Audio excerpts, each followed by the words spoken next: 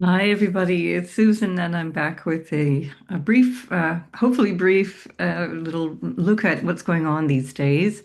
I'm a little bit behind because I took a lovely holiday with my kids to celebrate my birthday, and I'm back now trying to catch up with events because hour by hour things are changing so rapidly. So I just want to begin by saying that we are in this chaos that we've known was coming, and it's a really good thing to pay attention to the overall thread of things rather than the details of things. I've been saying this for months now, so those of you who've been following me for a while will remember that it's much more important for you to kind of plug into yourself and to feel how you're doing in the moment and to step back from getting too engaged in the details and the coming and going of everything. There's always going to be something that is happening that will be unclear until sometimes days or months pass, sometimes years and decades. So don't get too caught up in the momentum of events, and especially right now, because we're really in the thick of this Saturn-Neptune conjunction. And as we've been seeing for a long time, since Saturn and Neptune first nearly conjoined last summer in the middle of 2025, there's a lot of confusion when Saturn and Neptune conjoin. That energy of Neptune is not only the dissolution quality, but it's also the mystification and confusion quality of things. And that's where we are really in the thick of it now.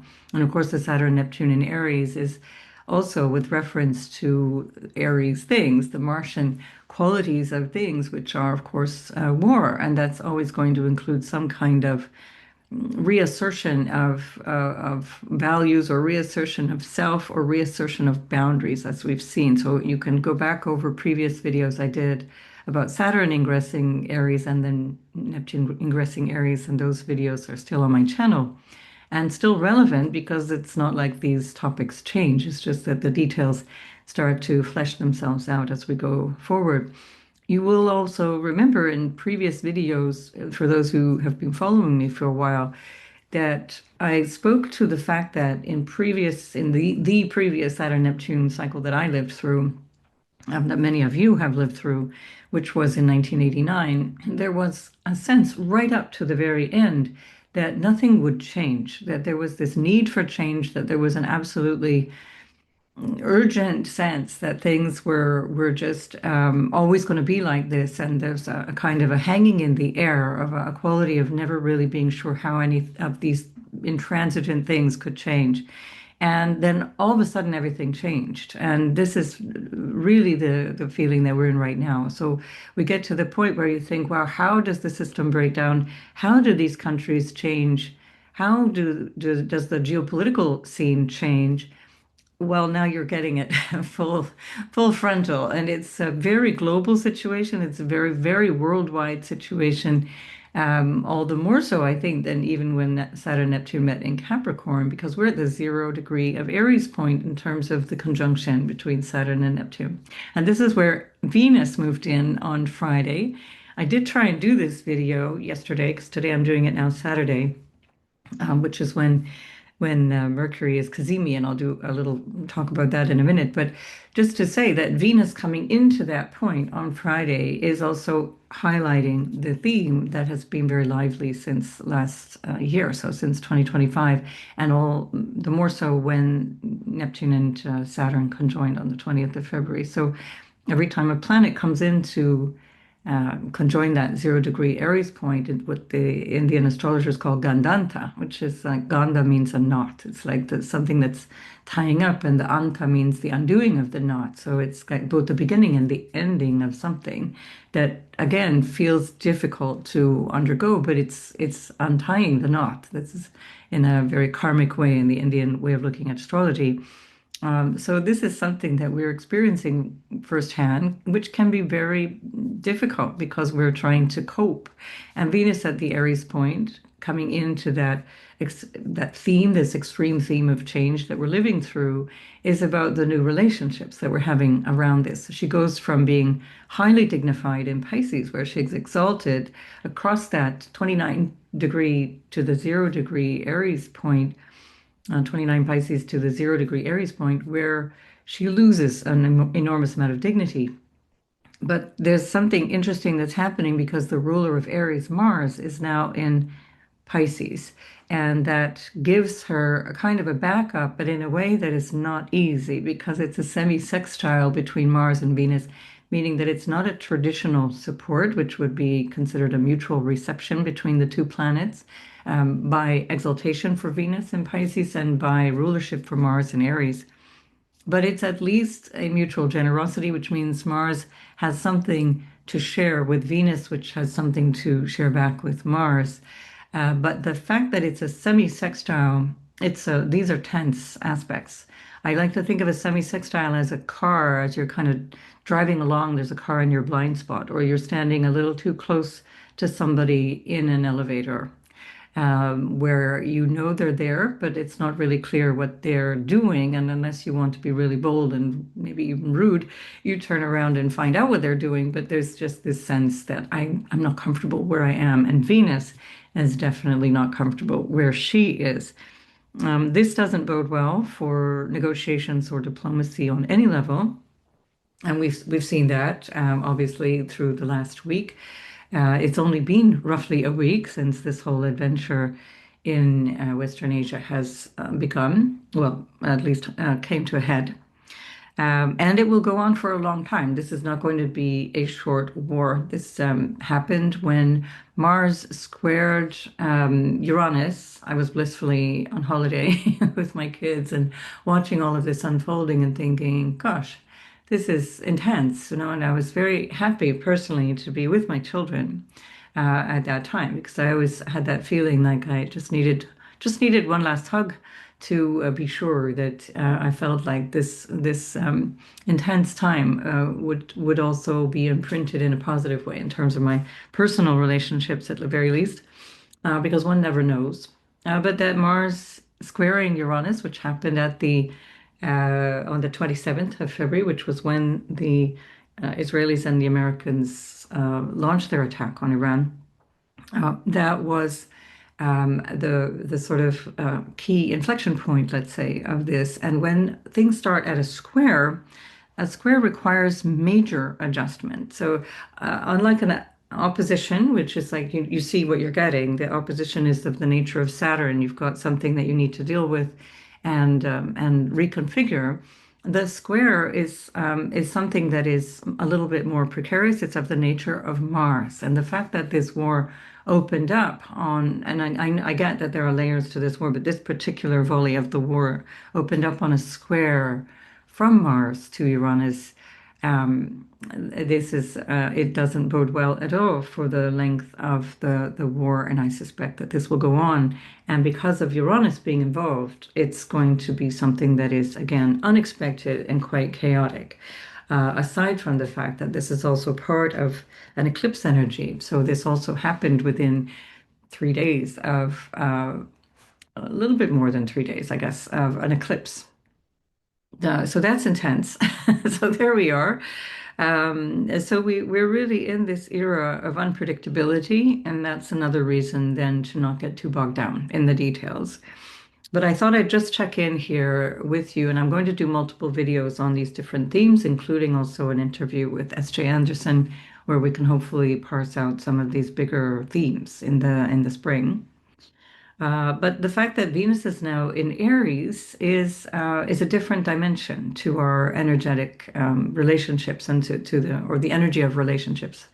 So we're looking at something now where Venus is not comfortable. She's in the opposite sign to the sign she rules, which is Libra, and that is considered to be in her detriment. Then she's a little bit impulsive, impatient is the Aries way of looking at that, and also very individualistic. So Venus in Aries is much more self-concerned rather than the we nature of Libra, which is about us and how we are getting along. And in Aries, it's how am I faring? How am I doing?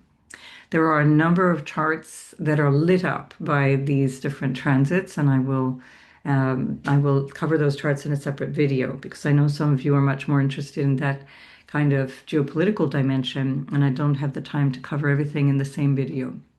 I'm squeezing this in between between consultations. And so, by the way, thank you for being here. I am a consulting astrologer. I do my thing is to look at natal charts, and that's actually my preference. But I'm also a bit of a geopolitics junkie, and that has been my earlier career path as well, working for international institutions, which are all crumbling, by the way. So it's interesting to see things from that perspective as well. So thanks for being here. Do please support the video and the channel by liking and subscribing. I really am grateful for those who've done so. And thanks also for your lovely comments, which I do read in every video. As much as I can, I respond to your comments.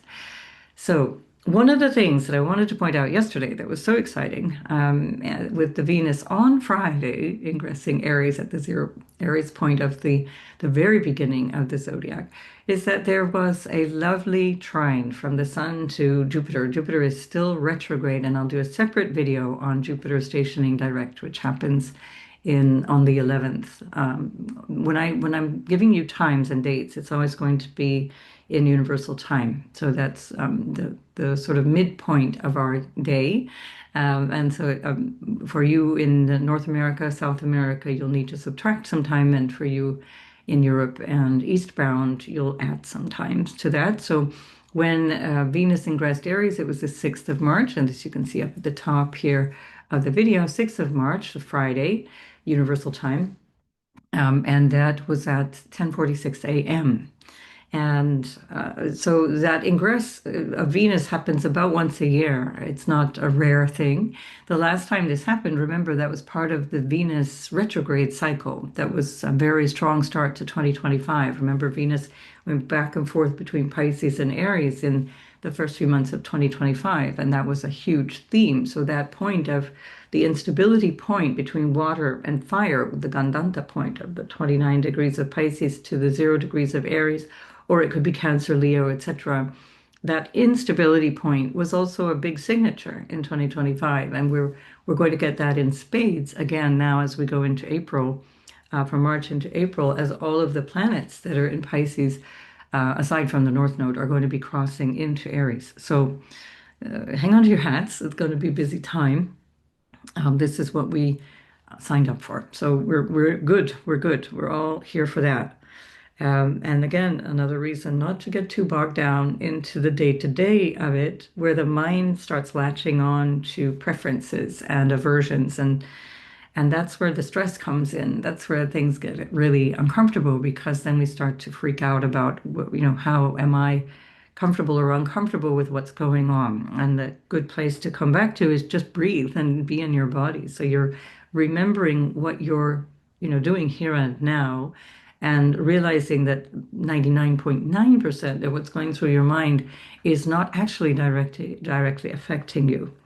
Especially if you're following things closely on social media, or if you're looking at news, or if you're looking at all kinds of different posts made by a variety of people, you might get easily stressed out or upset. So if that's the case, come back to yourself. And this is also one of the Aries signatures, to take care of yourself.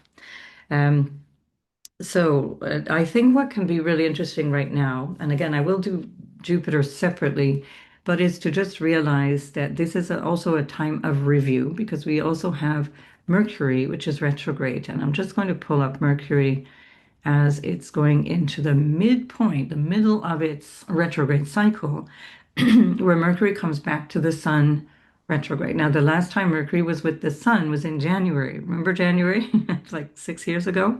So we had Mercury bumped into the Sun. Now, did I write down the degree? I did. So on the 22nd of January, at the second degree of Aquarius, Mercury and the Sun met up. Remember that all of the conjunctions that were happening in Capricorn and then Aquarius are moving into Pisces and Aries as we go through the early months of the year. So there are a lot of recurring themes, but with a slightly different energy behind them. But now we have this Mercury Cazimi. It's in the heart of the Sun. And Cazimi, in the traditional sort of technical explanation, it's within 17 arc minutes of a degree. So when a planet goes into the part of the sun, which is what Cazimi represents, it's within 17 arc minutes of a degree. So it's not just conjoining within 1 degree, but it's really tightly within that degree point. I think it's good to stick with those traditional measures. Otherwise, everything just starts to mean everything all the time. So I'm very strict about that. And it's not always the case that planets always get to that point. Sometimes they get very close to the sun, but then they're not Cazimi. They're technically combust, which means that they're being burnt by the sun. So when Mercury moves close to the sun, and then away from the sun again, it's also burnt by the sun or combust, meaning that that very precious point of the Cazimi, which happened just a couple of hours before I'm doing this video. It's at basically 11 a.m. Universal Time on the 7th of March. I'm doing this at nearly 2 p.m. On the same day, so that's 1 p.m. Universal Time.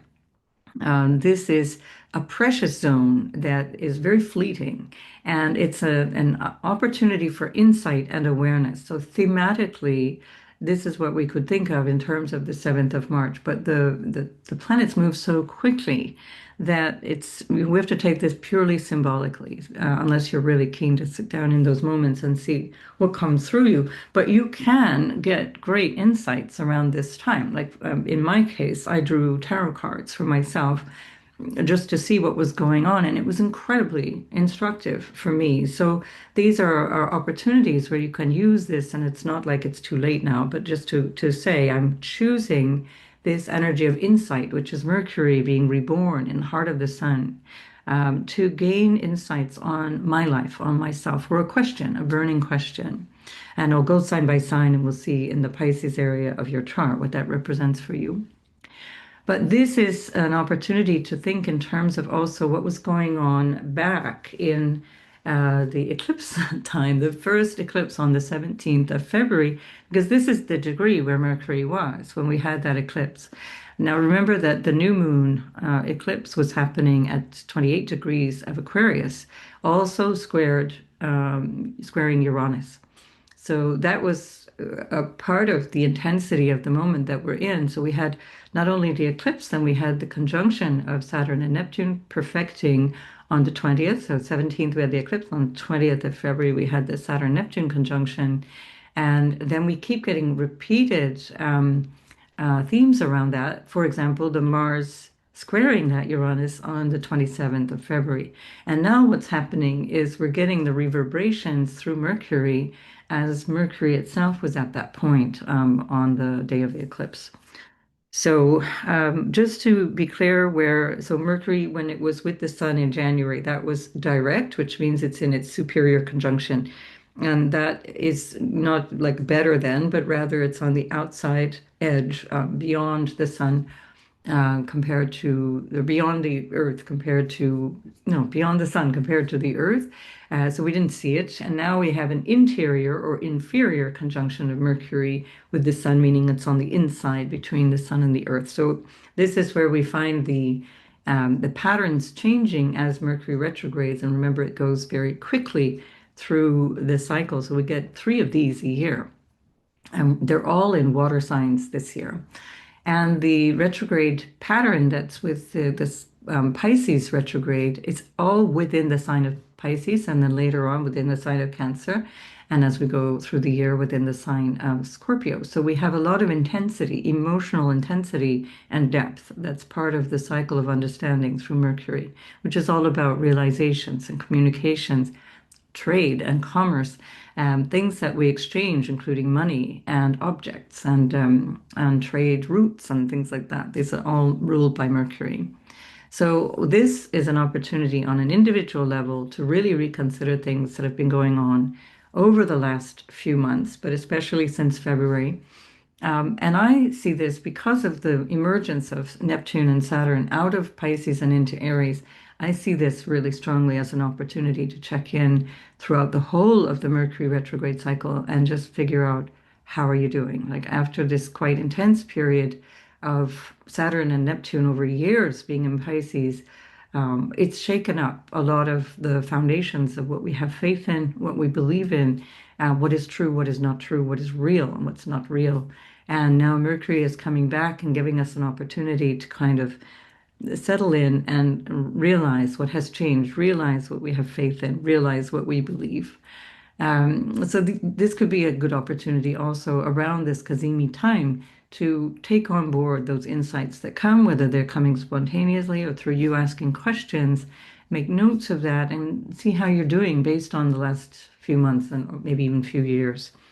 Um, so Mercury itself is going to continue backwards through Pisces until it reaches the North Node. So before it does that, that's going to be just before the equinox as well. So these are several videos coming up to explain all these different things because there's a lot to say about each event.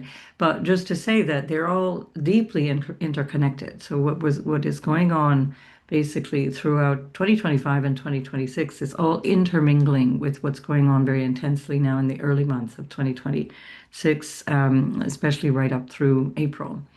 And before that happens, Mars is going to be reaching the North Node. Remember, Mars is the ruler of Aries, so it's ruling all those planets that are accumulating in Aries. And soon there will be even more than the five that are already there. We've got Venus now, Neptune, Saturn, Chiron, and Aries. I'll do a separate video on Chiron and Aries because that's a very big part of this story, and I've done one already. If you want to go back in my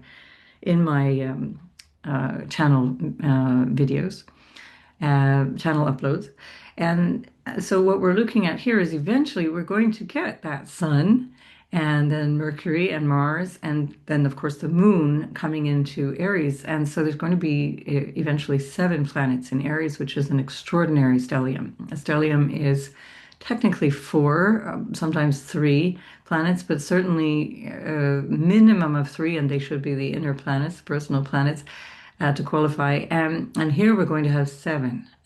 So they're not just planets, but Chiron and Eris, technically, which are not planets, but small, the minor planets like Eris, which is in the category of Pluto.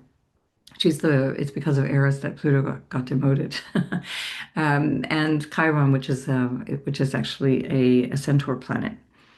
So these minor planets, in my view, have a huge impact. I'm using these, it's quite a limited palette of these smaller planets because these are the ones that I use therapeutically with people the most, and I find it really speaks very loudly.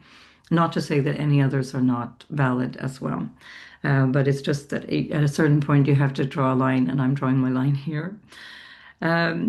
So where we're going with all of this is that Pisces still remains very, very strong thematically throughout March, particularly because Mars is there for all of this time, and the North Node remains there right through till the 3rd week of July, when it finally ingresses Aquarius or regresses into Aquarius on the 27th of July. So we're still in this mystery, in this space of trying to figure things out and trying to wrap things up and trying to come to a conclusion or a place of making peace, let's say, with what has ended. And that's very strongly the Pisces theme. And this is also the theme of this Mercury retrograde. It's an invitation to go backwards in time, an invitation to go deeper inside and look at all of these things that are happening.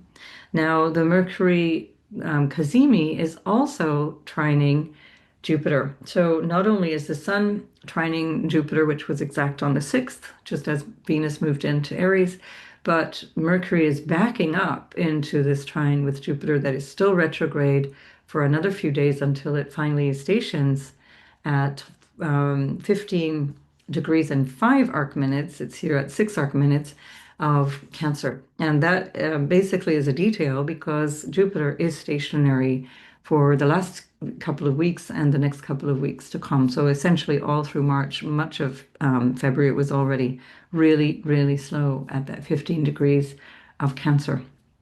So there's a support network being offered with this trine. This is very supportive energy. It's very helpful, very blessed energy. And we'll take it. We'll take it because we have to get every positive thing out of the chart that we can these days. Again, as a fleeting aspect, it's already gone. But when Mercury was Cazimi, the moon was in a strong trine to Mars, a partile trine to Mars, and Mars was ruling that moon. Now, the moon in Scorpio is considered to be in its fall because it's exalted in Taurus, the opposite sign. So again, what does that mean? Well, there's something that's expanding in terms of our emotions, and it can also be something that is a bit revelatory because we're talking about a moon in Scorpio. It can be secret. It can be something that is still held secret because Scorpio doesn't divulge its secrets easily and it doesn't reveal its hand. But in this trine to Mars, which is kind of on a mission here, Mars in Pisces is like it's very focused on beliefs and standing up for something that is important. And now, as it's approaching that North Node, that's going to expand. So I think just this Mercury Cazimi can also invite us to look back into, what's our spiritual battle? What do we believe? And what do we stand for? And again, this is a bigger theme that we can glean through the Pisces energy that's been so strong, especially since 2025, but even going back when Neptune and Saturn were there for so many years. So we're looking at a lot of crossovers here, a lot of interplay sign by sign, which is often the case in astrology. There's always a blending of signs, but that has a very significant meaning. Pisces has this meaning of endings, closures, finality, dissolution, dissolving. And Aries is about the beginning. It's the next thing. It's the new thing. And I think it's fair enough to say that this shock to the system that we're experiencing right now is very much the beginning of something and the ending of what has been. And that's literally the definition of Gandanta. And again, if we think about this in terms of what we have been railing against, or what many people have been seeing as deeply problematic in life, we're part of us is excited to see the ending of something, the ending of a pattern and the beginning of something else.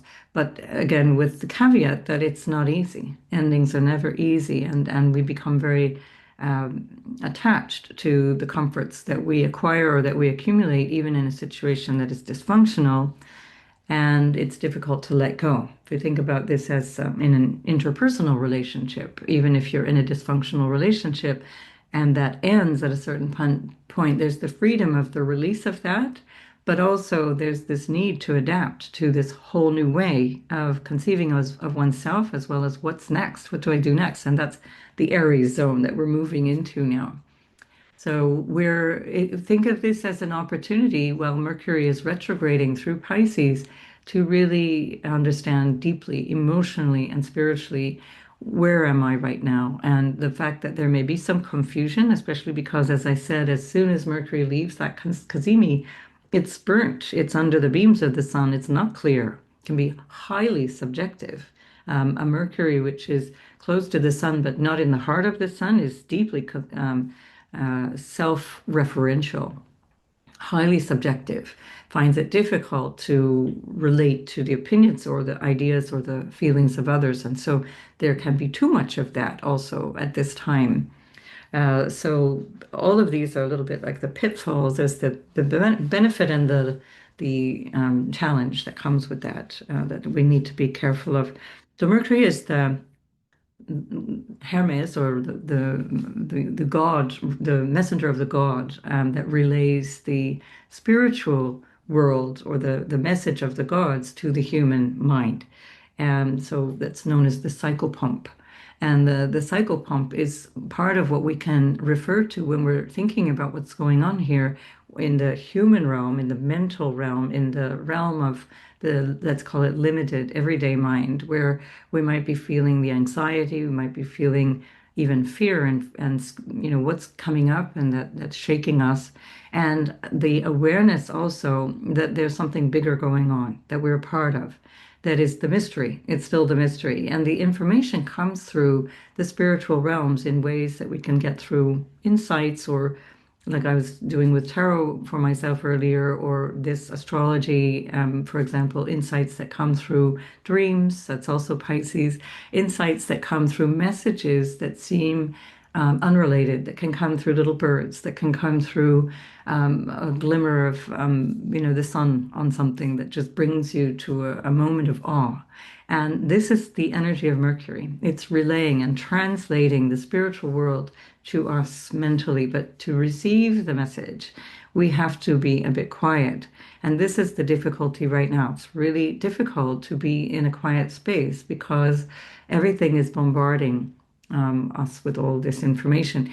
Keep in mind that there is still a genocide going on in Palestine. Keep in mind that the Epstein files are still incompletely examined. That's still very much going on, and that the events of this moment in time are intense and overwhelming our senses, but we haven't yet processed the previous issues that were also uppermost in our mind for weeks and years, especially with reference to the genocide for 2.5 years. We're over, I think, 880 something days, I think it is now, with Palestine. Um, and this is also a factor in in the ongoing battles, which are again that Neptune Saturn in Aries, which is about religious war. It's about the battle for one's ideals or ideology, which again is Neptune, and that ideal or the idealism and the ideology, which comes through the religious aspects of this, and then of course the Aries reference to fighting for something, or um, the the the weapons, which are, again are very martial. And of course, Mars, when it comes to the North Node, is going to carry a lot of that flavor. Mars in Pisces is that spiritual warrior. It's carrying that dynamic of having a purpose that is based in faith, based in an ideal, based in something that has a higher meaning. And but with the North Node, that will cloud and expand and disrupt and render potentially obsessive the qualities that are everything that I've just referred to. That's on the 13th and 14th of March, where that comes to the point of extreme. So we're not out of the woods yet by any means. This energy of the last few weeks has really affected the US chart.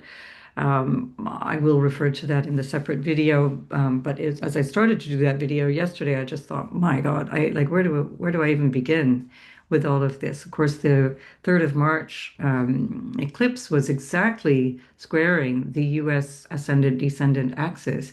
And remember that Uranus is very close to the US descendant, and then Mars is just above it, a few degrees above that in Gemini, where we're going to find Uranus coming in. So as this eclipse is setting up a framework for the US Uranus return, which relates very strongly to internal disruption, internal change within the country, and also war, being implicated in wars.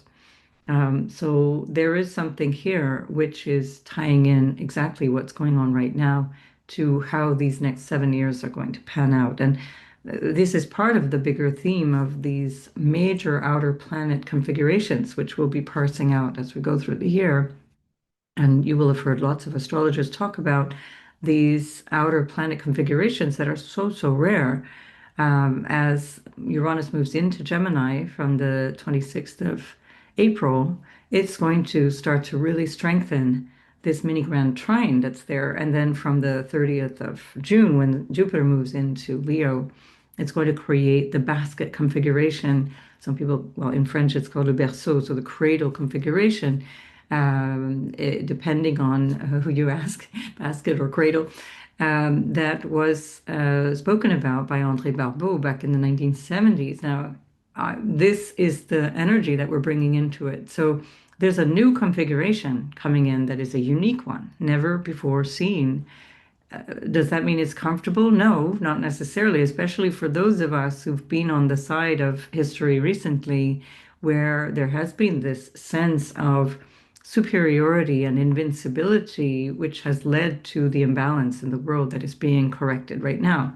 So that can throw quite a number of us collectively off balance, and the whole system will go out of balance before it's brought back into balance, and that will take years, if not decades. So again, just to say, take care of your own well-being, take care of your mind, body, spirit use this Mercury retrograde to process that. And the Cazimi moment that is just now is simply a moment within that, which is the midpoint in the retrograde. Mercury will be stationing just hours before. Is it hours before or after? Hang on, just before I say that. Mercury is stationing basically at the sex as at the equinox on the 20th of March. So, and just off the top of my head now, I can't remember if it's just hours before or after, but anyway, it's literally hours away from it. Um, and that I will correct in the comments. So that's that, I think. Um, the other aspect of this on a collective level is the revelation of things. And this is what the Cazimi can bring in any event, but especially intensely so because Pisces has been so thematically tied into the last year and a half and to the bigger theme of global shifting, global change. And so we're finding revelations, but not only the revelations that are there, which are always actually there, but the way that people are able to see it, because now it's becoming so stark.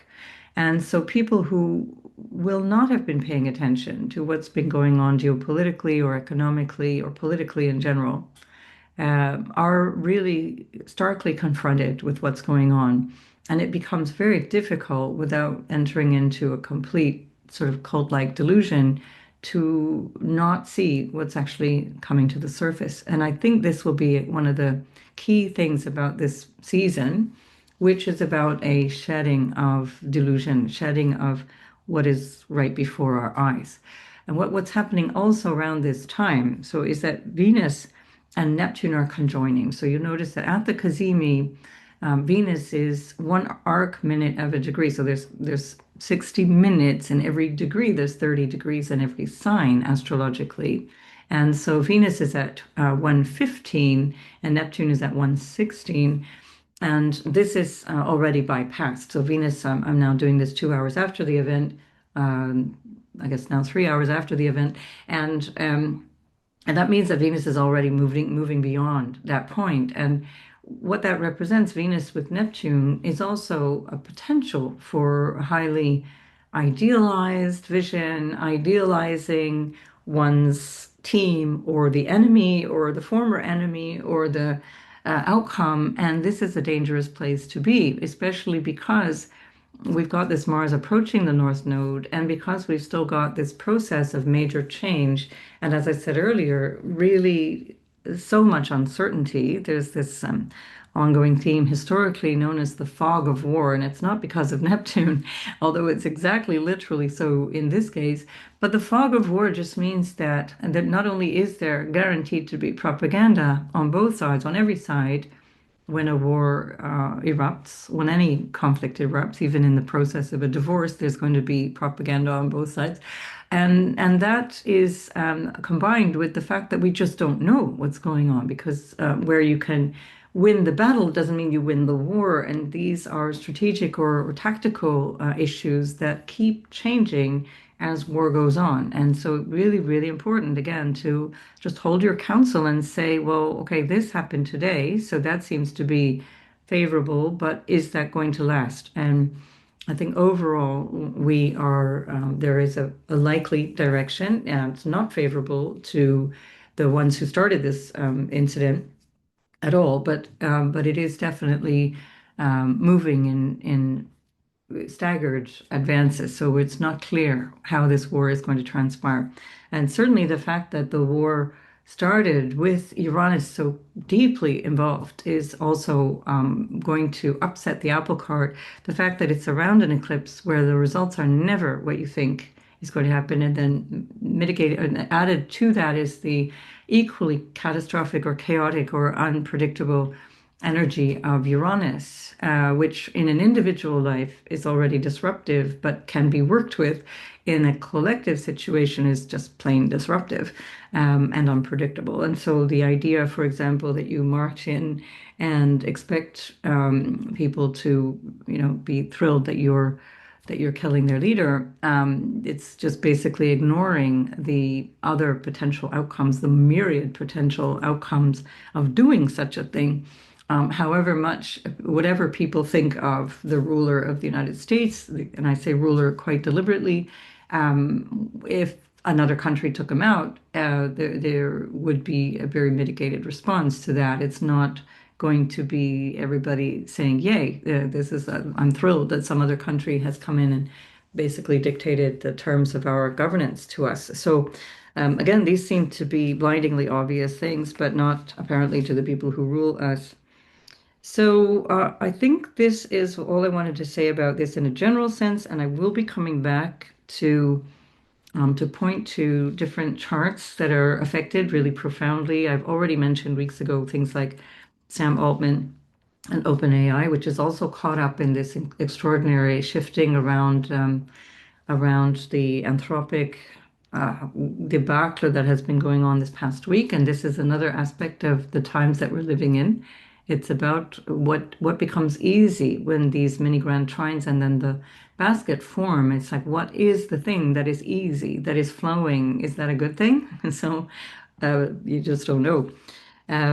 But I just also want to point to, and I will refer back to this in another video, that the in India, Friday, Saturday, no, it's actually Thursday, Friday, Saturday. So today's the last day, 7th of March. There's an annual event, which is a kind of an international relations event that's been running since 2016 in New Delhi. And at this event, the Finnish Prime Minister said very, very clearly, this is, and I wanted to write down the quote that he said, the era of Western dominance is over. And this is a categorical statement. So a lot of people have been seeing that coming. We've been seeing that for many years.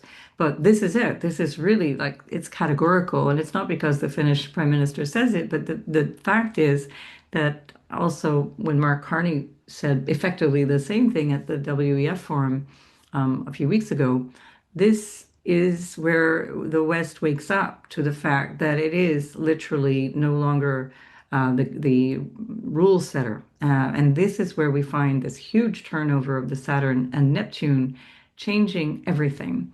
Now, how that shapes up is still open. We don't know how that changes, but we do know that it will.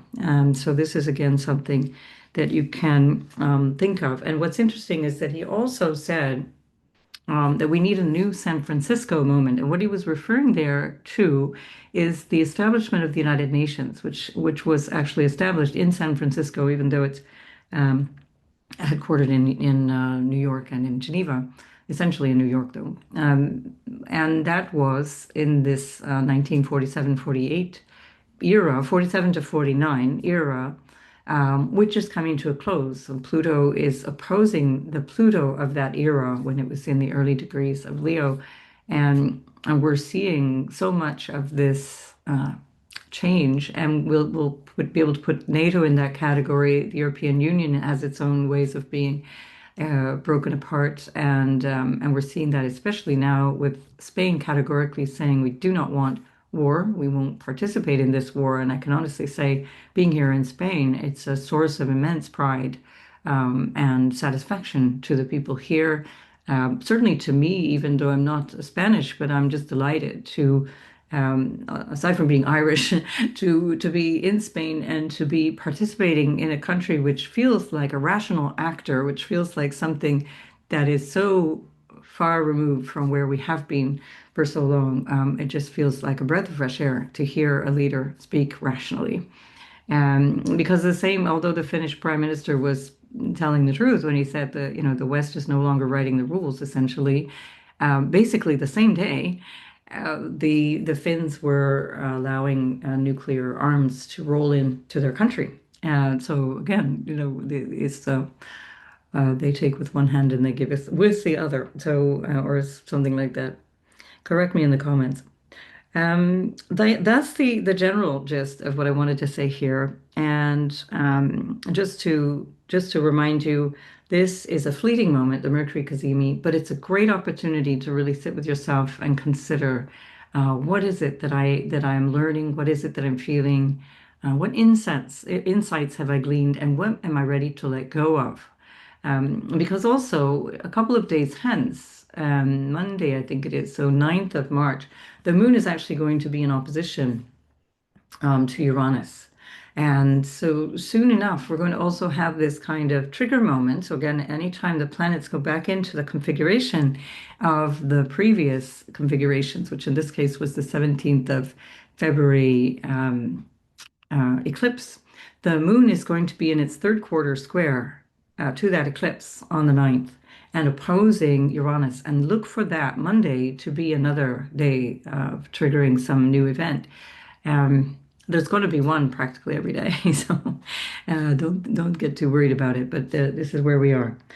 Right, so I'm going to leave that for now. I'm going to go through sign by sign lightning quick because I have a client coming up, and we are just going to go hour by hour and show how all of these different things are relating to each of us. So I'm going to just back it up here to Aries on the ascendant. And for Aries, Sun, Moon, and Ascendant, you have this Cazimi happening in your 12th house, which really literally spells out what I was just saying in the introduction. And that's an opportunity for you to become deeply aware of what's going on in terms of your spiritual awareness, in terms of your psychological awareness. We also have Venus conjoining Neptune in your first house. She's now in your first house for the next 3 weeks. And this is going to be an opportunity also for you to feel more connected to other people or to see what you need in relationship. And certainly you're going to have a lot of opportunities to be feeling you over the next few weeks because Aries is quite topical now between March and April, where all of the planets that have been in your 12th house are now piling up into your first house. And we'll speak more and more about that. But your ruler is in the 12th and about to join the North Node, and I will speak to that again in a separate video because it's quite important. So you also want to be aware where you are emotionally and psychologically and spiritually, so that when your ruler meets the North Node, that there's not this overwhelm, this feeling of maybe too much emotionally, or a feeling of being out of control emotionally, because that can be the thing when Mars joins up with the North Node. It can be just obsessional. It can be outbursts. It can be things that are, we get angry or we get upset over things that are not really clear or not actually happening.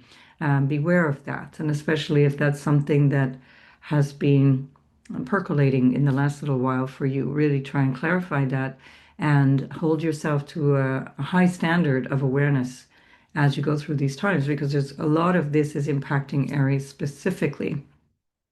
And with your ruler in the 12th house, there can be a lot of agitation, psychologically or even biologically, because that 12th house references your sleep cycle as well. It references things that are happening that you're doing that are not necessarily healthy or good for you. You will have been grappling with this theme already since the beginning of 2025 because the North Node is there and that's been part of the theme. So this is not entirely new for you. But it's an important cycle because it's only every 2 years that Mars goes through this part of your chart. And this is, it's there until April when it finally moves into your house of self. And so the way that you will act, let's say, reaching out with boldness and reaching out into new adventures when Mars goes through your first house. And of course, in its sign of rulership, it's your ruler. Um, that's going to be based on all of the unconscious stuff that you're aware of or not aware of as Mars is going through your 12th. This can also represent things to do with foreigners, foreign lands, or intimacy because Mars also rules your 8th house.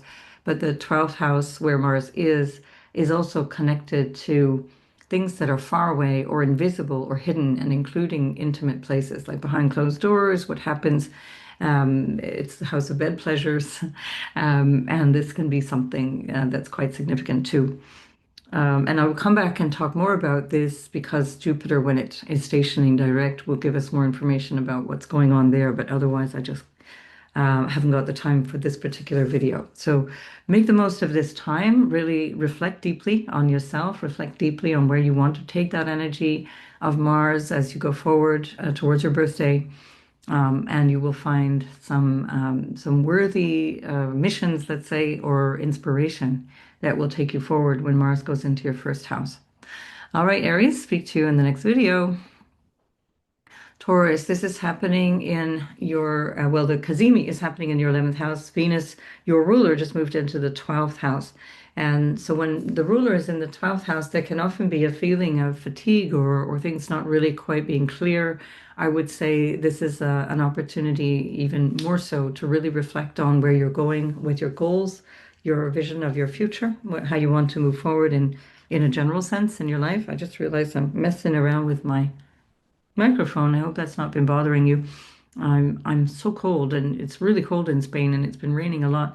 So I put a shawl on just before starting this, but then I forgot that it's actually blocking my mic. Um, right, your ruler Venus in the 12th house, this can be a little uncomfortable because there can be this sense of aspects of yourself that are not very clear. And especially as Venus is conjoining Neptune at this time, that can also lead to a lack of clarity or an idealism or a kind of a dreamlike quality, which is not entirely accurate or not entirely, let's say, actionable, we could say.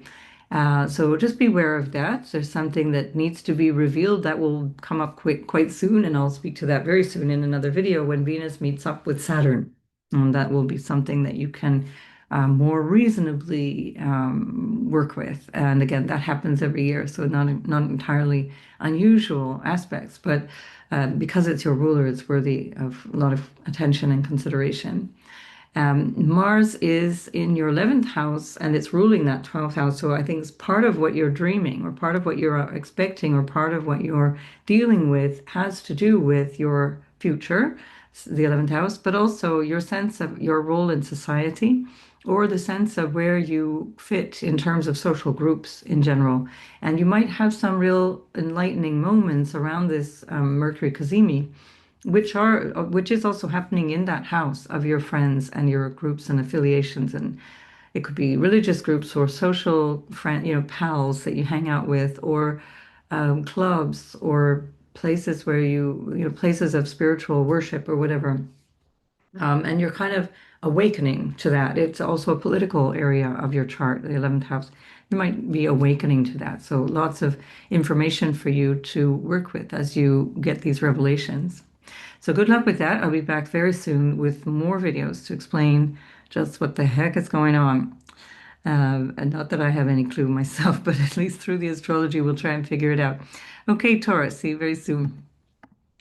Gemini, your ruler is actually in the heart of the sun, and this is actually wonderful for you in terms of a personal sense of where am I right now, checking in with your ambitions, especially because that's in the 10th house.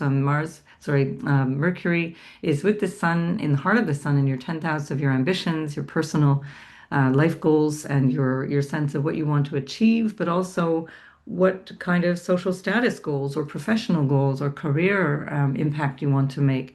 You might be realizing something about your marriage, for example. You might be realizing something about your boss, about your job, about your feeling of your mission in life that you're realizing needs another way or needs new attention. Mars is up there at the same time. So there's something that's got you really working towards something in this period of time, and it will be very, very strong. If there is conflict or there's something that you're a little bit unsure of at this point, um, go slowly. Try and go slowly because you might be realizing certain things that is your personal realization. It does not mean that it's true. It doesn't mean that it's absolutely accurate. And especially with Mars in the 10th, you can end up in a bit of a struggle with colleagues or a boss, like people who are striving for the same things, or a boss that you might end up in contention with, especially because the moon at this stage is in your 6th house of your colleagues and your working environment. Just saying. So I will come back and talk about the Jupiter that's there in a separate video because there's so much to say even there, and it will tie back into this as well. But just keep that in mind that just because you're aware of something, that something comes up, does not make it necessarily actionable right now. All the more so because Mars coming closer to the North Node can easily jump into action or jump to conclusions in a way that is potentially regrettable. And as it's something that's very public for you, and also in a way, how people see you, you might suffer some reputational damage. Or again, if you're on target, it'll be fantastic for your reputation. So again, you do you, do what you have to do. But just note that if you are not entirely sure, there can be risk of things going pear-shaped because it's not exactly what you had gleaned from this insight is not necessarily what is true. So give it some time, let that settle, and you'll have a deeper understanding of what all that represents. Venus is now in your 11th house along with Neptune. So again, another sense that you might not be having all the details together if it's about something to do with finances or your future vision, your friends, your groups and associations. There may be some things that are not clear. There is a potential for, again, I would need to see your natal chart, but there is a potential for having been taken advantage of or being deceived by someone, being thrown under a bus, for example, by someone. But this will emerge slowly but surely. This will emerge certainly through the Mercury retrograde cycle, which ends on the 20th of March, where you gain more clarity, and then potentially also through the week ahead, where Venus then comes into the arms of Saturn, and there is more calm realism that emerges from the whole situation. So I think that's it for this particular topic. But there's an awful lot of insight that you can also glean and take action on when your heart, mind, and sort of choice point or your let's say dream direction are all aligned. So if you're feeling like, okay, this is it, I've got to quit my job, or I've got to tell my boss to go, whatever, or I've got to start working for myself, whatever the thing is that you're clear on, you can also take action on it. But because Mercury, your ruler, is retrograde, you may have to redo a lot of the details. So again, if you can, just hold back and wait. And then after the 20th of March, or even after the 5th of April, when Mercury is out of the retrograde shadow, you can be a little bit more confident about the direction you're taking. So that's that. I'd have to see your natal chart to see if there's more to that story. There no doubt is, but anyway, I've got to go. So bye for now, Gemini. I'll see you in the next video. Cancer, this Cazimi is happening in your ninth house. I'm also Cancer, and this is also something that has been very insightful for me in terms of the meaning behind what I do. This is something that you might find relevant as well because Mars is also there, but the Cazimi can bring insight into the why. Why do I do what I do? How do I project that, or in what way can I, make that, expand that in a way that works in harmony with me? And that comes back to the Jupiter in Cancer, which is also impacting us because it's still retrograde. I'm going to do that as a separate video, otherwise I will never finish this one.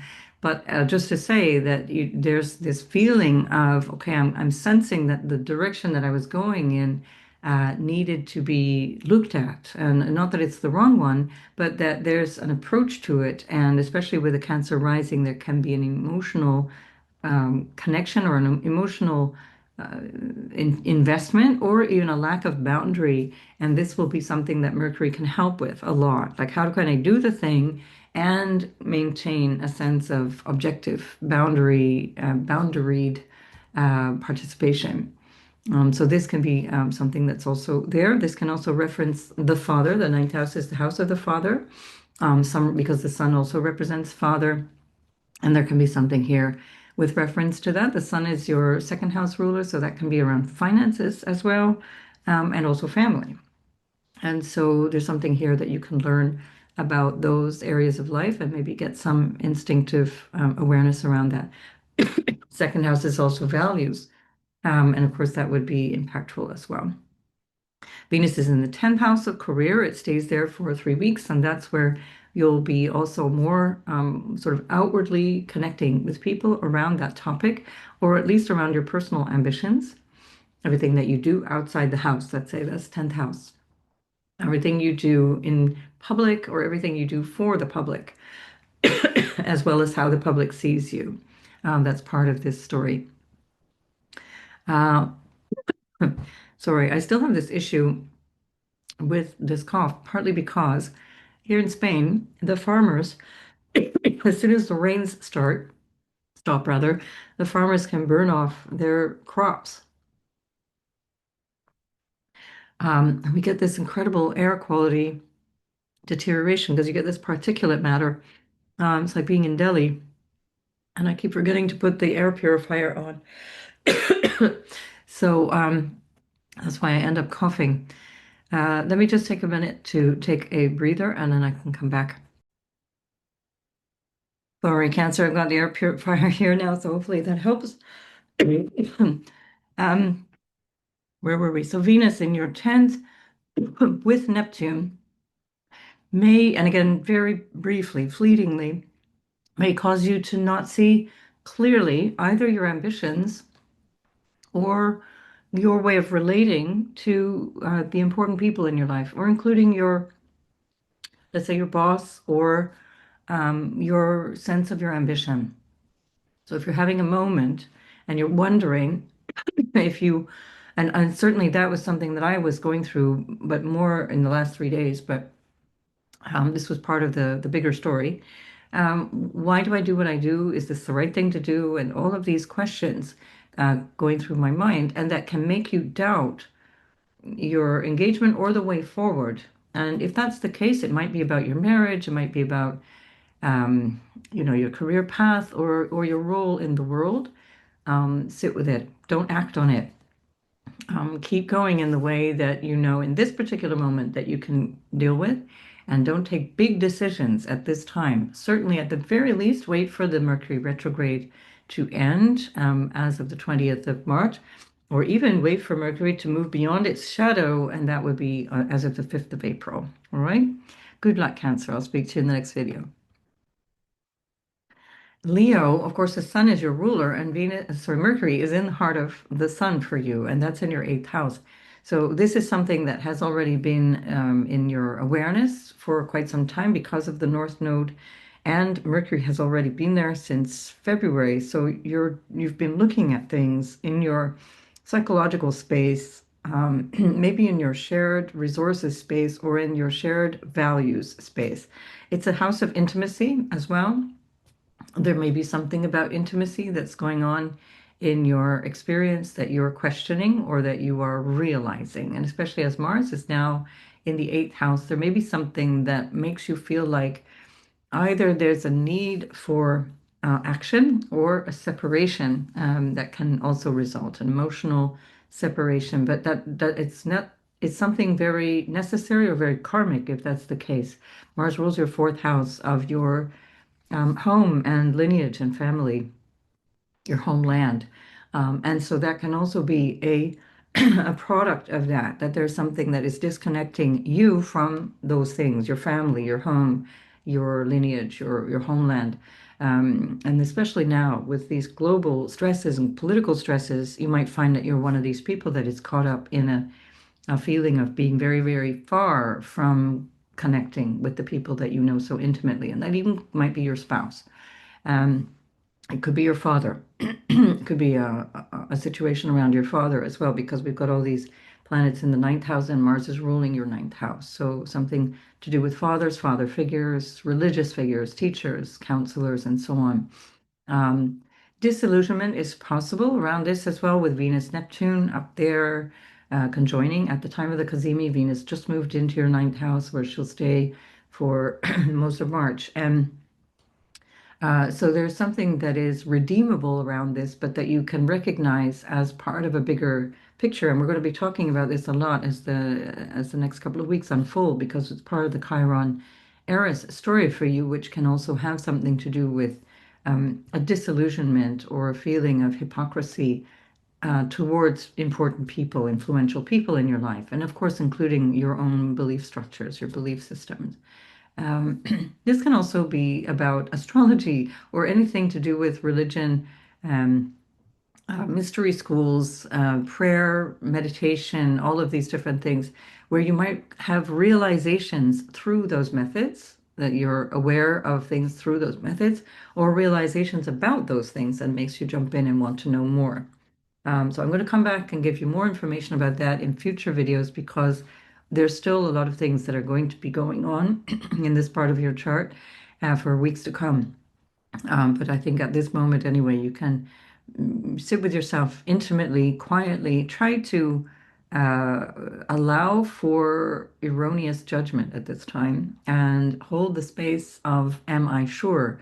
And including around your own emotional state, because the moon is in your fourth house. So don't let yourself get carried away with emotions. Um, Sit with them lightly and notice the emotions. They're like clouds moving through the sky, and you're the sky. So don't get yourself tied up in knots around things at this time. Too many things changing too quickly that you might find that you burn bridges in a way that you regret later. Okay, Leo, I'll see you in the next video. Virgo, yeah, so you've got a lot going on in your relationship house, especially because your ruler is there and your ruler is being reborn in your relationship house, which is a new impetus for a relationship. It's a new impetus in terms of the quality of relationships that you have, what you are aware of. You become aware of a relational dynamic that may not have been super clear to you before.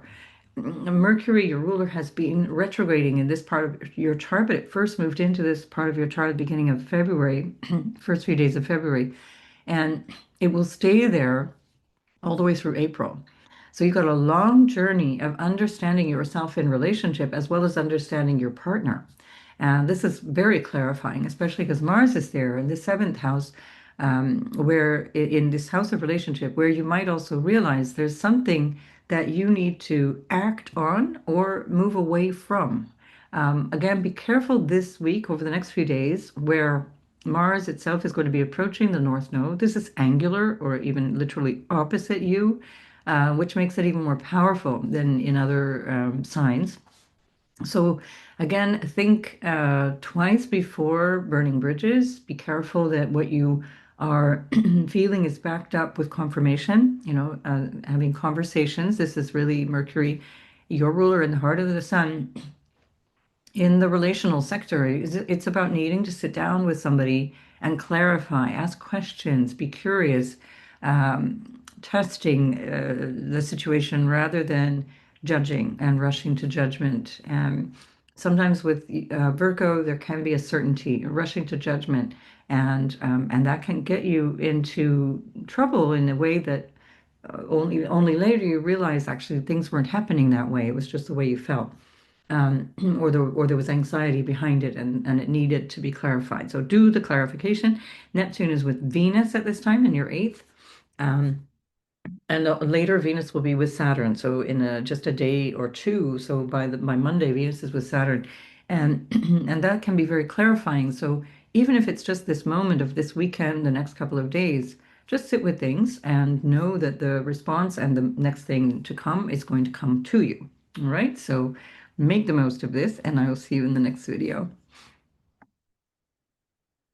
And Libra, your ruler is sitting opposite to you. So she's going to be in your opposite house of Aries, the relational sector of your chart, for most of March. And this is an opportunity for you to make amends or to see things differently.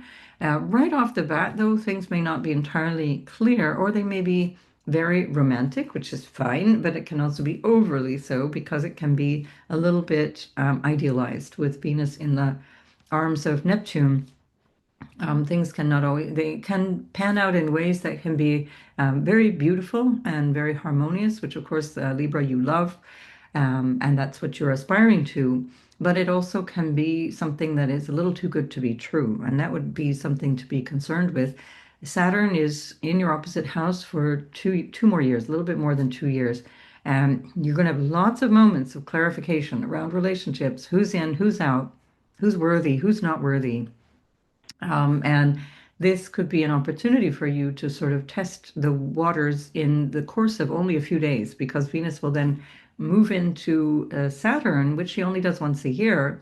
And Saturn works very well for you. It's your exaltation ruler. So your ruler with your exaltation ruler in your relationship house is going to be super clarifying. So I think if you have some realizations around things, that might include, by the way, the Cazimi, Mercury Cazimi in your sixth house, things around obligations to things, especially as Mars is in the sixth house, ruling the seventh house. What are my duties and obligations around relationships? That can be intimate ones, but it can also be client relationships. It can be colleagues, people at work. It can be maybe even a relationship to a practitioner, like a doctor or a therapist or some healthcare worker. Um, and notice that what am I forcing myself into, or what am I aware that I have been doing that isn't really working for me anymore? So this would be a great place to put your attention. I'm going to come back with more, especially because Jupiter is about to station in your 10th house of career and marriage. It's so the 10th house is your social status. Seventh house is marriage and partnerships and so on. But the 10th house is how everybody sees that. So I think this is part of the extension of the story, and especially as Jupiter rules your sixth. So we'll come back and we will revise some of these other things in a video very, very soon. See you then. And Scorpio, Sun, Moon, and Ascendant. Your ruler is in the fifth house with this Cazimi, and Mercury is in the heart of the Sun in your fifth house. That is sorry, my dog just walked in on me, checking. And so this is something that you're focusing yourself and your attention on, your creative self-expression, your love life. What brings you joy? How do you express that joy? Because your other ruler, Pluto, is in your fourth. What makes me happy? What do I need to feel secure? What do I need to find happiness? And then the expression of that is where your traditional ruler is, Mars. And so there's a lot that is maybe coming to your awareness where you may realize you've been holding yourself back, or you've been in a dynamic of work or a relational dynamic where you realize this doesn't work for me anymore, or I realize now how to go forward with that. Um, the sun rules your 10th house of career, but also represents your social status. You know, am I engaged? Am I married? Am I divorced? Whatever.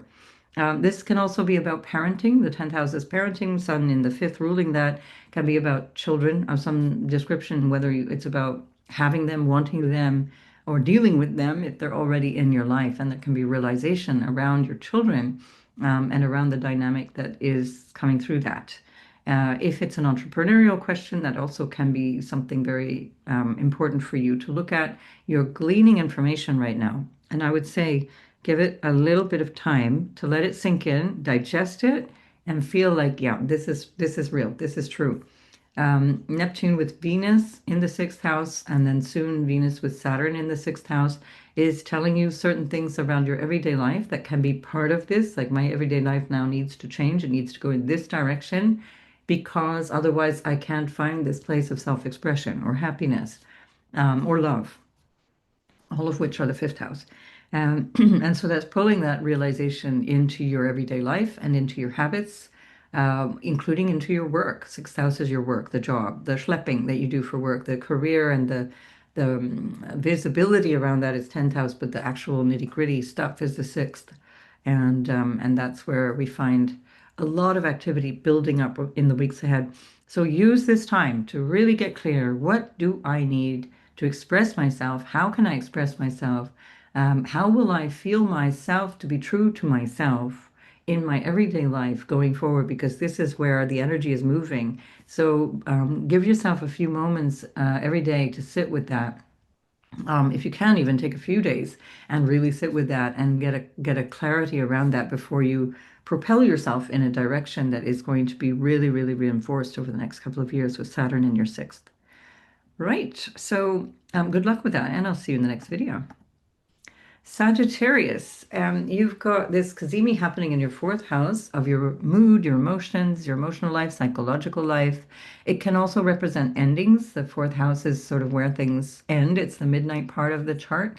And especially because Sun and Mercury together are bringing you a realization, you're realizing something about this inner experience of life, as well as potentially about family, around home and property. Like, it can be quite literal, where do I live? But it can be also metaphorical. It's like what the feeling of my family, or realization around my family, what I have inherited through my family. That's also fourth house. In terms of family lineage, not money and stuff like that, but what is coming through my family. And how do I deal with the family that I have is another fourth house question, especially as Mars is there. And in the fifth house, we've got Neptune, Venus with Saturn all clustered together, and Mars is ruling that from the fourth. So there's something here also pulling you in the direction of what is What do you need to do, or how do you need to engage with someone or something in order to find this happiness and this feeling of connection, or a feeling of groundedness, a feeling of um, support, I guess is one way, or love, just plain old love, Venus in the fifth. And with Mars in the fourth, it might actually be around moving away from something, entailing something that requires you to move away, move apart from something. The moon is in your 12th, around the realization of things that's another form of ending in the 12th, or things that are coming through ancestral patterns, or a need to step aside and go into a place of more reclusiveness, or self-contemplation, because also your ruler is in the eighth, which shares that quality, and it's ruled by this moon in the 12th. I'm going to talk more about this in the next video because Jupiter is there. All of these planets will still be there when I'm talking about Jupiter stationing direct. So we're in the last couple of days of your ruler stationing at 15 degrees of Cancer. And you might feel a bit stagnant in these moments. It might be emotionally, psychologically feeling stagnant, or even in terms of relationship. So hang in there. Know that things are going to change quite rapidly in the month of March, and especially in the first half. So I will come back with more details on that, and especially on your ruler, very, very soon. Bye for now. Capricorn, Sun, Moon, and Ascendant. We have this Cazimi in your third house of local space, your neighborhood, your community, your siblings, your early childhood, and also maybe memories around that, and how you use your will, free will, so-called. Mars, which is your exaltation ruler, is there in the third house, helping you with this inspiration around what actions to take. What I would suggest is that the realizations or the insights that you might glean with this Mercury Cazimi, they will be perhaps fleeting, and that's especially on Saturday, the 7th of March, when this is active. But how to go about taking action may not be entirely clear, and I would suggest that you just give it a little bit of time, stretch out time just a little bit before jumping into something unless you're really sure about it. And this is especially true if you have something to say, because Mars in the third can be quite crabby, quite bitchy, gossipy, sharp and harsh, and especially because it's perilously close to the North Node, and with Mercury in the heart of the Sun only fleetingly, and then being burnt by the Sun, you might feel things very intensively. The third house is the house of the mind. Um, you might be feeling things and thinking things that get you all hepped up, and then only later realize, oh, it wasn't as bad as I thought, or I wish I had dealt with that differently. So take notes, settle yourself down at morning and evening, and try and figure out how you're feeling about things, how it's all going, because that Mars is feeding into the fourth house of your emotional security, but also representing family, home, your family of origin, as well as the family that you establish. And that's your emotional and psychological place of peace and foundation for everything that goes on in your life. So just know that, especially with Neptune, Venus together, things can be either overly romanticized, or overly catastrophized in a way that you later on realize, oops, I wish I hadn't dealt with that way. So as we go in the days coming, things will clarify. And this could be an opportunity for you, especially with Mercury in the third, to take advantage of the whole of the Mercury retrograde cycle, to go through a process of reconsideration around things, or planning and strategizing in a way that you are using your skills and your communication skills particularly, but also your talents and your gifts that you can operate on in a way that is considered and deeply reflecting what it is that you want long term. Because there might be something that you end up getting a little out of control simply because you're reactive as opposed to being reflective and responsive. So, um, Yeah, so that's that. Use the whole Mercury cycle. That means that it's retrograde until the 20th, and then it's even out of its shadow only as of the 5th of April. So you might find that you benefit from slowing down a little bit in March, in terms of finding your choice points. And again, if everything aligns and it's all good to go, jump in, absolutely. But just know that if you're ready to jump in at this point, there may be some things that need to be readjusted once Mercury stations direct on the 20th.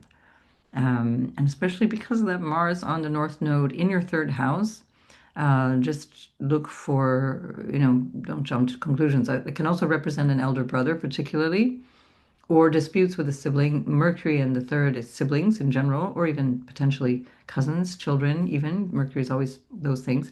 And then Mars rules your 11th house of the elder sibling, but it has that masculine tone, which potentially is a sibling, male sibling, or an uncle, potentially as well. All right, I'm going to stop there, or I will just keep going, and I have a client coming up very soon. I'll see you in the next video.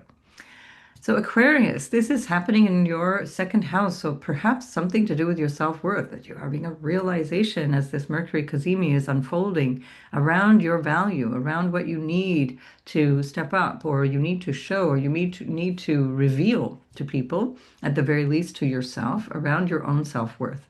The second house is also the money that you earn, as well as everything that supports you in terms of your family, in terms of your income, possessions, the stuff that you own, the things that you have. Mercury is the ruler also of your fifth house. Um, and that can also be related to something to do with children or your creative self-expression.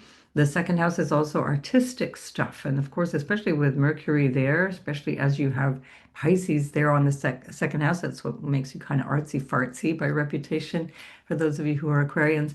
And the Mercury ruling the fifth house is also pulling that in too. So maybe an expression through children, an expression through your art, expression through what you value in general. And then Mars is there. Perhaps this has something to do with income. I'm going to talk about that Jupiter in your sixth house, which rules your 11th house, also another income house. Um, I'm going to talk about that in a separate video, or I will go on forever. And the Mars that's there in your second house might have you taking action, taking solid action around money, dealing with money, dealing with things to do with what makes you feel financially secure, or around investing potentially as well. Mars rules your third house, and that's the house of siblings, neighbors, your environment, your local space, your creative skills, and so on. And Venus is there with Neptune. So again, you're on fire in some way, creativity, through your creativity, through your artistic expression, your verbal expression. And this can be a really good time to start planning a project. I wouldn't necessarily jump in exactly now unless it's already been something underway, but these are really great points of revelation, let's say, around all of those things, and realizing what you have to offer, how you want to see yourself expressed through this moment in time. And you can find this really revelatory. Your traditional ruler, Saturn, is with Venus just the day after the Cazimi and also on Monday. And so the 8th, 9th, Venus is there with Saturn, your ruler, and that can bring up some really interesting things that feel like long-term commitments. It can be a contractual thing. It can be around siblings. It can be things like, okay, I'm relying on this person, or I'm working with this person in longer fashion, in a more serious fashion. It can be something that is a commitment. Third house is contracts as well, and agreements that you might have, exchanges as well, commercial exchanges. And again, with the Mercury ruling that fifth house, which is entrepreneurship, and Mars, which is ruling the 10th house from the second, this period of time, not these days precisely, but this period of time would be a great time to really consider working through your own means. We're creating a business using your artistic skills, or whatever communication skills, or your innate skills and talents, in a way that you can also earn money. Look at this as a project for several months, but think of this as a kind of setting a point of inspiration that sets you up for the longer term, especially if the moon is there in your 10th and it's ruled by Mars in the second. all about money. And the moon is ruling your sixth house of everyday work with Jupiter there. And that's what I will come back and share more about in another video. All right, Aquarius, I will see you the next time. Whoops, we missed Pisces. We're gonna have to go back minute by minute because not all of the signs align up neatly with the timing and the 30 degrees. You see, this is a paradigm, not an exact system. Uh, and that also reflects the fact that the um, constellations are not all the same size, so we can't cram all of the 12 constellations into neat 30-degree slices. All right, let's go, Pisces. Oops, oh, I'm going the wrong way. Here we go. Let's go bring it up this way. All right, now we go Pisces on the first house. So Pisces on the ascendant with sun, moon, or ascendant in Pisces. This is happening in your sign. So this is something very personal to you. When the Cazimi comes up in your sign, you're reflecting on you. You're reflecting on how you participate in the world. You're reflecting on the way that you present yourself, the way that you appear. You might, again, in the first house, especially as Mercury quickly after the Cazimi is also burnt by the sun, it can make you highly subjective, and you might be feeling vulnerable at this time. There might be like Mercury in the first house. In Pisces, it's considered to be both in detriment and in fall. So this is a place where Mercury is not it's not so comfortable because often it can go in a myriad directions simultaneously, and that can be incredibly creative and incredibly spiritual, but it's not necessarily very practical. So keep that in mind at this time that you might be entering into a phase where you're feeling things really intensely, or you're imagining things, or you have tons of ideas, but you don't quite know what to do about that. Mars can help in a way, but Mars is very close to the North Node, and that can have you jumping into things. And we'll talk about this again in another video. But that Mars coming up to the North Node can have you reaching out into things that are too soon or not well considered, um, or bringing about a an anger, a flare up of anger or harshness that later you might regret. And that's exact on the 13th and 14th. I will come back and speak about that in the next video. So it's part of this moment in time. So let yourself just at least reflect on the idea that you might be um, overly subjective, meaning there's too much of a sense of yourself that is not allowing you to be clear about the reality of the situation. And that especially can be true around something to do with your emotions, your psychological state, and relationships, because those, the fourth and seventh houses, which concern those topics, are ruled by Mercury. And especially because the South Node is in your seventh, so there's a lot of focus on yourself and letting go of ways of being in relationships that focus your attention on yourself. But just beware, this is also the axis rather of the victim savior, the victim martyr, the dynamic between Pisces and Virgo can have you tending to feeling sorry for yourself, and I would just beware of that. I'm speaking as a Pisces stellium. With both Mercury and Mars in Pisces, so as well as the Sun. So inter alia. So these are moments in time where you can really step back and say, is this true? How do I know this to be true? Am I feeling this? Do I need to just go for a walk? Do I need a shower? Do I need to maybe bring something of myself forward and be more creative and express myself, especially as the ruler of Pisces, Jupiter, is in the fifth and it feels stuck and stagnant. And that's really up until the 11th of March when it stations direct. And I'll do another video on that. But just consider that because you also have Venus, the exaltation ruler of Pisces, who was so joyfully in your first house for Pisces for the last month or so. Venus is now losing dignity. She's not as comfortable in the second house. And so, although there's a lot of focus on issues to do with money and value, valuables, your possessions, your self-worth, maybe even family, and so on, not a whole lot of clarity. Because if we look at this from the point of view, I'm just going to go back a day because I actually want this to be the 7th hang on, we're just going to throw this up here and you'll remember, of course, we're talking about the Cazimi.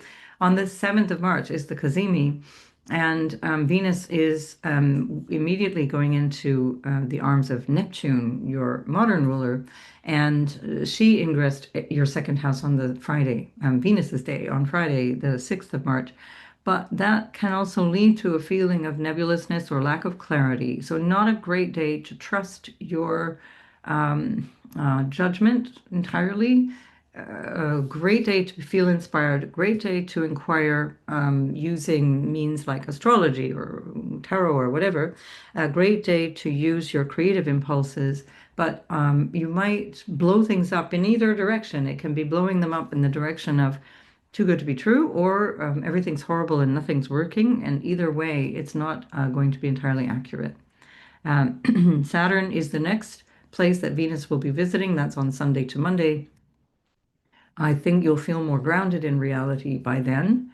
And especially because Mercury is in its halfway point in the retrograde cycle in your sign, especially for Pisces, let things slow down and let Mercury do the cycle of retrograde, which means on the 20th, it's going to station direct roughly around the equinox. And at that point, it's starting to move forward faster and faster. And it clears the shadow point on the 5th of April, where it actually started this whole retrograde cycle around the 22nd degree of Pisces. So give it that space. Don't jump in too strongly, especially because your ruler, Jupiter, is still retrograde. Sit with it, let yourself sweat and steam it all out. Have a shower and reflect on things and how you want things to take shape. Knowing that sometimes things, especially right now, are so subjective that what you might be imagining is happening is not exactly what's happening. All right. Thank you so much for being here. I do appreciate all of you being here. I always forget to say it, but please like and subscribe. I'd say probably most of my subscribers are Pisces since I only remember to say it at the end. But thank you so much for being here, and I'll see you in the next video. Bye.